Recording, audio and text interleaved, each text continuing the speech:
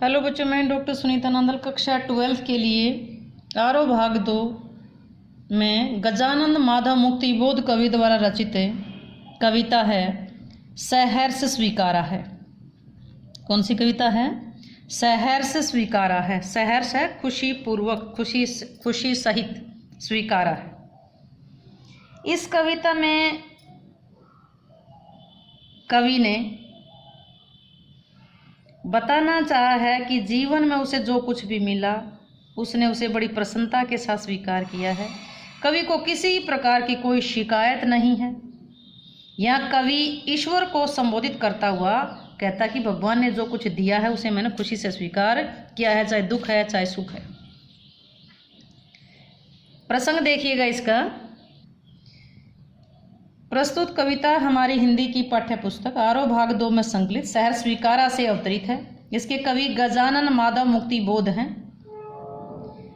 और सहर्ष स्वीकारा जो कविता है, ये कवि की रचना भूरी भूरी खाक धूल, कौन सी रचना है? भूरी भूरी खाक धूल में संकलित है। यानी कि कवि की रचना है भूरी भूरी खाक धूल, उसमें से ये ली गई है सहर्ष स्वीकारा। इसमें कवि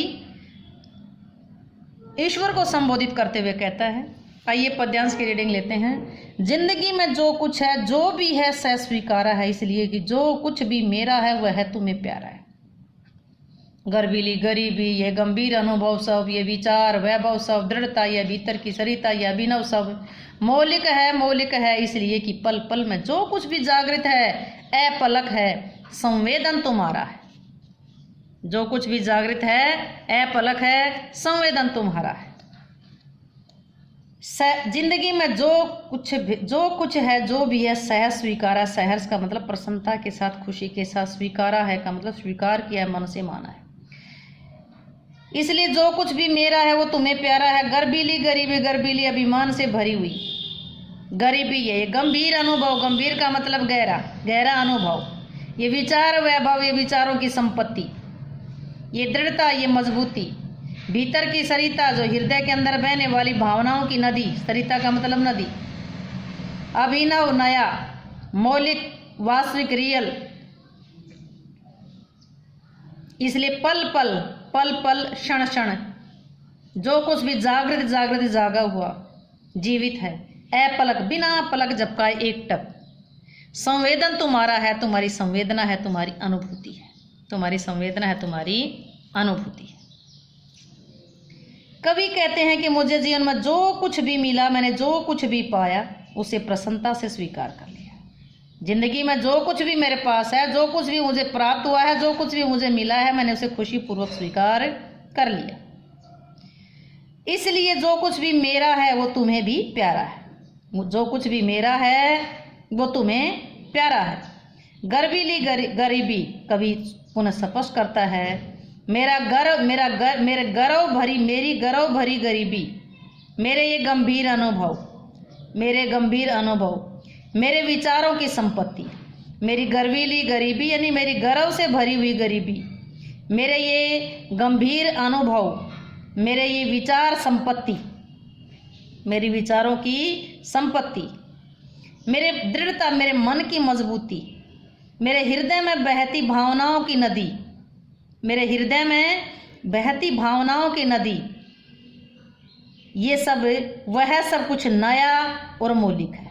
मेरे हृदय में बहती हुई भावनाओं की नदी, वह सब कुछ नया है और मौलिक है।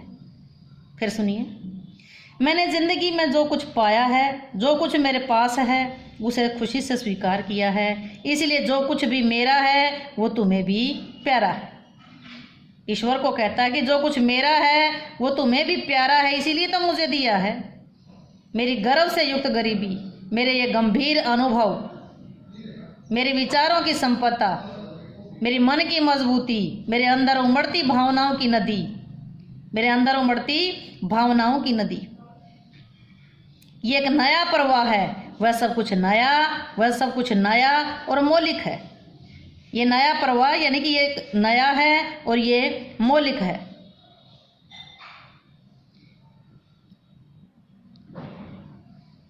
इसलिए कि पल पल में, इसलिए प्रत्येक क्षण में जो कुछ मेरे अंदर जागृत है, अपलक जो कुछ मेरे अंदर जागता रहता है, लगातार जो मेरे जीवन में को गतिशील बनाता है, उसके पीछे तुम्हारी संवेदना है, तुम्हारी ही प्रेरणा है। अर्थात जो कुछ मैं कर रहा हूँ, मैं भगवान से प्रेरणा लेकर ही कुछ कर रहा हूँ। जो कुछ मैं बना हूँ, जो कुछ देन हूँ, केवल ईश्वर को कहता है कि केवल आपकी ही देन। इसलिए कि पल पल, अतः प्रत्येक पल, प्रत्येक क्षण में जो कुछ भी जागृत है, जो कुछ मेरे अंदर जागता रहता है, अपलक लगातार, यानी कि बिना पलक झपकाए हुए जो कुछ मेरे अंदर जागता रहता है, मेरे जीवन को गतिशील बनाता रहता है, उसके पीछे तुम्हारी ही संवेदना रही है, उसके पीछे तुम्हारी ही प्रेरणा काम कर रही। यहाँ कवि ने ईश्वर की असीम सत्ता को संबोधित किया है। रहस्यवादी भावना स्पष्ट दिखाई देती है। भीतर की सरिता हृदय की गहन भावनाओं की अनुभूति का वर्णन है। भीतर की सरिता में यहाँ पर रूपक अतिशोक्ति अलंकार आया है। रूपक और अतिशोक्ति, भीतर की सरिता में कौन सा अलंकार आया है? रूपक और अतिशोक्ति। भाषा क्या है? तत्सम तद्भव शब्दों से युक्त खड़ी बोली है, संबोधन शैली है, लक्षणा शब्द शक्ति है, दृश्य बिंब है, प्रसाद गुण है। उम्मीद है कि ये वीडियो आपको अच्छे से समझ आई होगी। वीडियो समझ आई हो तो चैनल को सब्सक्राइब करें, वीडियो को शेयर करें।